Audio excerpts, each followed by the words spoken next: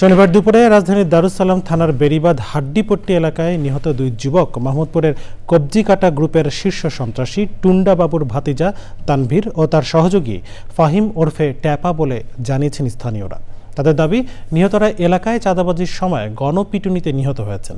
Police বলছে, নিহতদের বিরুদ্ধে চাঁদাবাজি, ছিনতাই সহ মাদক ব্যবসার অভিযোগ রয়েছে। তবে হত্যাকাণ্ডের প্রকৃত কারণ খতিয়ে দেখা হচ্ছে।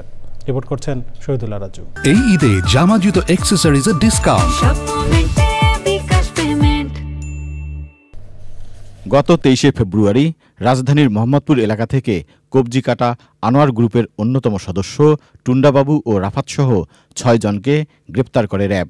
31 মে শনিবার বেড়িবাঁধ হাড্ডিপট্টি এলাকায় বাবুর ভাতিজা তানভীর ও তার সহযোগী ফাহিম ওরফে ট্যাপাকে পিটিয়ে হত্যা করা হয়। স্থানীয়রা বলছেন, নিহতরা কিশোর গ্যাংয়ের সদস্য। ওরা কিশোর গ্যাং ছিল, ওরা সন্ত্রাস ছিল। আর কত সহ্য করব? দোকানপাট খুলতে পারছে না, খাইতারে না, এলাকার মানুষে পোলাপান স্কুলও দিতারে না।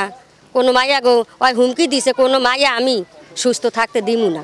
সবার বাড়ি বাড়ি 2 টাকা দিবা, না হলে ইজ্জত দিবা, টাকা দিবা, না হলে ইজ্জত দিবা। এই বড় চুরি আমার এই দোকানে, এই যে এই দোকানে। নিহতরা এলাকায় দখল, চাঁদাবাজি, মাদক ব্যবসা, যৌন হয়রানি, ইফটিজিং সহ বিভিন্ন অপরাধে জড়িত ছিল বলে স্থানীয়দের দাবি।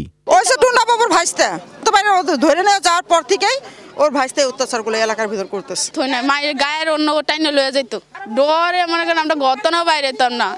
রাস্তা দিয়ে হাঁটতে গেলে মনে করেন মহিলাদের কাপড় টেনে নিতেছে, অন্য ধরে টান দিতেছে। তো এতটুকু আমার শেয়া নামে 12 বছর মেয়ে, আমি কোন রিস্কে কোন সাহস আমি স্কুলে পাঠাইতে পারি বলেন? পুলিশ বলছে, এলাকায় অপরাধ নিয়ন্ত্রণ ও হত্যাকাণ্ডের মোটিভ উদ্ঘাটনে তদন্ত করছেন তারা।